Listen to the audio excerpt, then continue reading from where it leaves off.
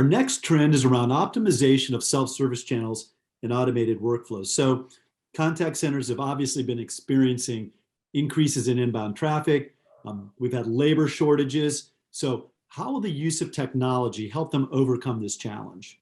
I mean, I think that technology has a powerful role and a needed role. I mean, honestly, the contact centers are pulled in multiple directions, right? They're asked to produce more capacity, and then they're asked to recruit in a very difficult labor market, and then frankly, they're asked to do this with existing resources, right? So it's challenging, and technology can definitely be a big part of the answer, and it's a needed part of the solution. But when you're deploying technology, you got to be careful, right? I mean, some consumers want to use digital tools, for example, but they don't necessarily want to use them all the time. I mean, the most logical place to use a digital tool is when you've got a quick, simple task that needs to be resolved. I mean, that works well in a digital format. But when it's a more complex question, when like you're going in and you're checking your checking account balance, that can be done over a digital tool. It's quick and simple. But if you're going in and you want to understand whether or not you should refinance your mortgage,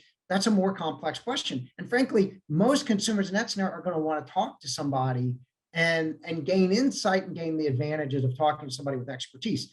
And so I think that's really the key, is embracing digital, but embracing digital for the right tasks and the right activities, and then making sure that voice is there quickly and easily when it gets to a task that actually should be done via voice. And marrying those two is really the task at hand. And that's how you can get the opportunity out of digital, because it's not only getting the opportunity to get self-service, but it's also doing that in a way that keeps your customer satisfaction, it keeps that customer experience positive. So how do we use data to understand where that line is, to understand when we need to get out of self-service mode and when we need to get into voice mode? How can contact centers use data to help drive those decisions? Well, I think that goes back to the interaction analytics. I mean, I think that there's a lot of tells inside of interaction analytics.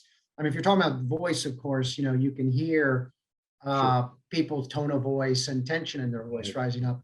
But even in looking at text and language, I mean, there's signals in there that show you, when it's not a good scenario. But in addition to that, you can sort of analyze it all categorically, right? You can understand which types of tasks are working well digitally, which types of tasks work better from a voice perspective. So I think that it is an analytics exercise and it is a tuning exercise, but it's also, again, being thoughtful about the tools that you have at your disposal and when to use which tool.